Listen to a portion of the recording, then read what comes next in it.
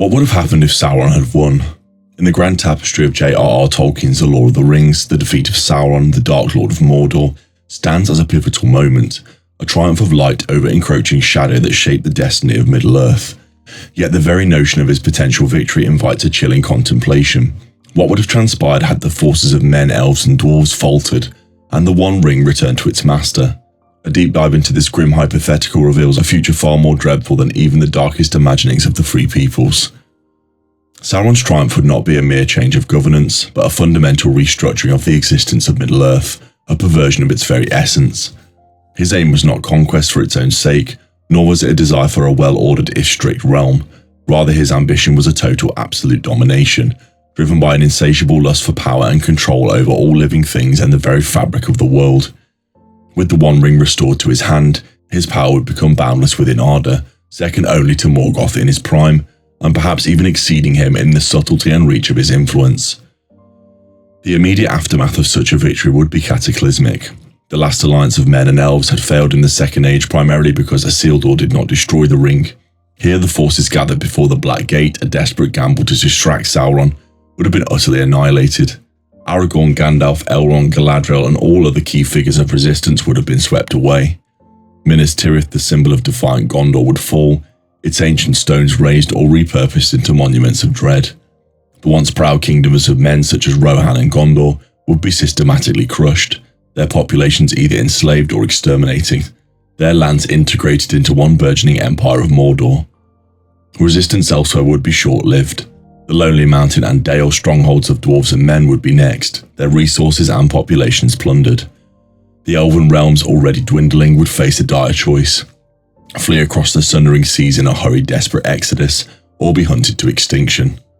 Rivendell and Lothlorien, shielded by the powerful rings of the elves and the inherent strength of their guardians, would eventually succumb to Sauron's overwhelming might once his gaze turned fully upon them. The very air around these havens would thicken with despair, and their light would be extinguished.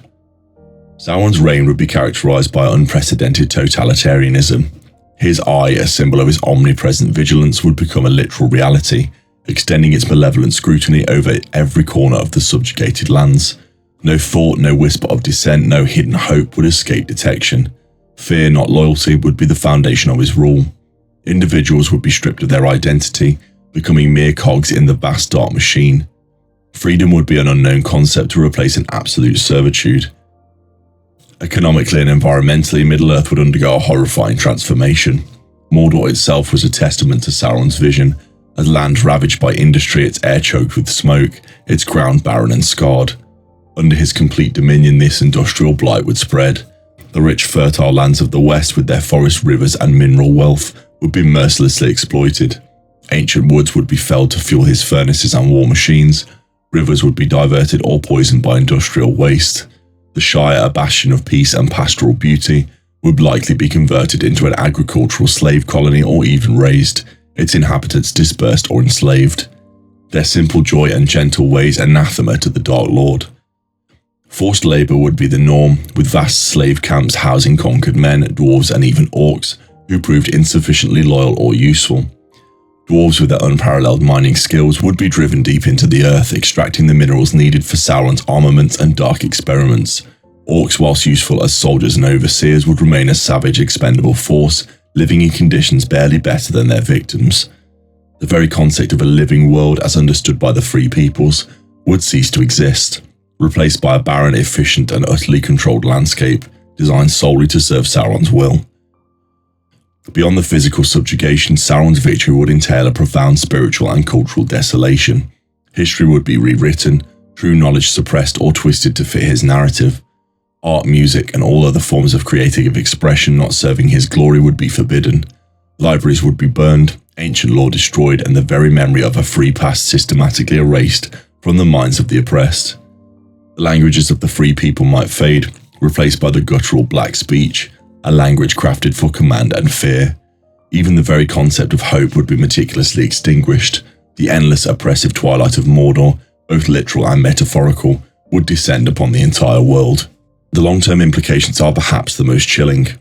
With the One Ring, Sauron would become virtually unassailable. He would be the undisputed Lord of Arda, a power so immense that intervention from the Valar, the angelic powers of the West, would be unlikely. Having already chosen to largely withdraw from direct interference in Middle-earth after the First Age, they would likely view the complete dominion of Sauron as a consequence of the Free People's failure, a tragic but self-inflicted wound. Middle-earth would become a static, decaying empire, its vast resources channeled only into maintaining Sauron's absolute power and perhaps, in his restless ambition, exploring ways to further dominate or even corrupt the natural laws of the world. There would be no progression, no enlightenment, only an endless, unchanging cycle of oppression, fear, and slow decay. In this grim hypothetical, the victory of Sauron represents not merely the end of a war, but the end of an age, and indeed the end of hope itself.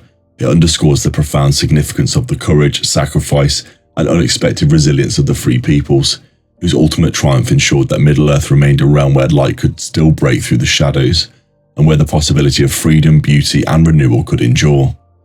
Their victory was not just a historical event within the narrative, it was the prevention of an eternal night, a testament to the enduring power of resistance against overwhelming darkness. This archive has now been fully decoded. Continue your journey into the librarian with the video displayed on screen. The vast wealth of the archives continues to reveal new knowledge of the history of the Tolkien universe. Naluig Vanadvan.